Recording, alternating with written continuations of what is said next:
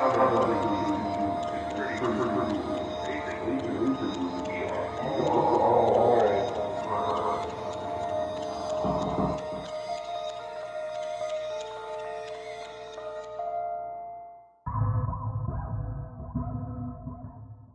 guys, and welcome back to Psychic Celluloid Signals. Today I'm doing an entry into Todd E. Walnuts contest. If you're not familiar with Todd's channel, a link will be in the description below, and I highly recommend checking it out. Anyways, for this competition, I have to answer 2 questions, so here it goes. The first question Todd asks is, what's your favorite movie that was made the year you were born? Well, I was born in 1995, and it turns out there were some pretty great movies that came out then. First, though, I'd like to mention one of my first favorite movie, which I watched the crap out of as a kid, and that was made in 95, and that's Jumanji. I'd probably go so far as to say this film sparked my interest in movies in general. There's so much to love in this film, at least I think so. As a kid, I was very intrigued by the game in the movie itself. What are its origins? How does it do what it does? And why would something like that even exist in the first place? I think even as a kid, I appreciated that sometimes less is more in a film, and the mystery of it all is half the fun. And how can I mention Jumanji without mentioning Robin Williams? Man, he did a superb job here, as usual. He mixes comedy and seriousness in just the right way and just the right times that makes this film a wild ride.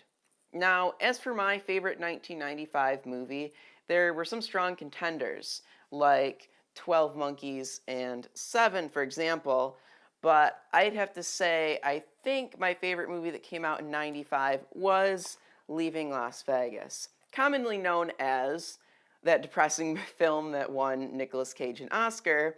Leaving Las Vegas is a tragic romantic drama based on a tragic book, which was loosely based on the author himself, who sadly committed suicide when he learned the book would become a feature film. But wait, it gets even sadder. The movie is essentially the account of a man committed to drinking himself to death, and the non-traditional relationship he finds himself in with a prostitute. This entire film is a piece of art. The plot is written so well, and the actors really make their characters real. Honestly, I think it's crazy Elizabeth Shue didn't win an Academy Award along with Nicolas Cage, as her performance certainly deserved it. So, why do I like this film, and why is it not only one of my favorite romantic films, but a favorite film in general? Part of it is, like I said before, these characters feel so real, and the viewer practically experiences their tragedy along with them.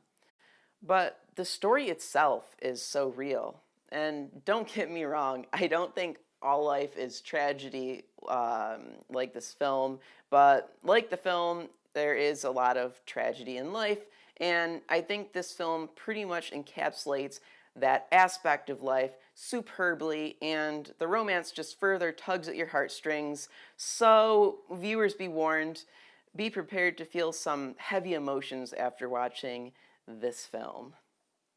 Alright, the second question Todd asks is, which movies were made closest to you, like physically? Well, I had to do a little research on this, but as far as whole films, I think it might have been The Alphabet Killer. Now, I haven't seen this film yet, but I do know it's based on real-life serial killings that happened here in Rochester, New York, which were possibly committed by the infamous Hillside Stranglers. More recently, there were some scenes from The Amazing Spider-Man 2 shot in Rochester as well. Again, I haven't seen that movie, but this one I do remember hearing a lot of buzz on the news when they were actually shooting the scenes.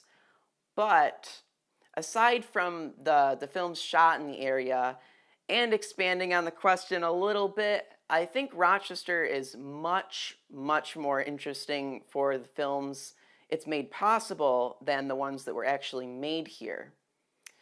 For those of you who weren't aware, Rochester is the home of Kodak. Being such an integral part of motion picture history in general, I figured Kodak was worth bringing up and being added to this answer. Additionally, the George Eastman Museum, named after Kodak's founder, is home to arguably one of the most significant film archives in the world. And very fortunately for us Rochesterians, we can, is Rochesterians a word? Anyways, we can even see some of the films at the theater, the Dryden Theater, which is the Eastman's theater. So I went off on a little tangent for this question. I hope it added to it and wasn't just incoherent nonsense, but there we go. There's my answer for number 2. All right, those are my answers. I hope everyone enjoyed.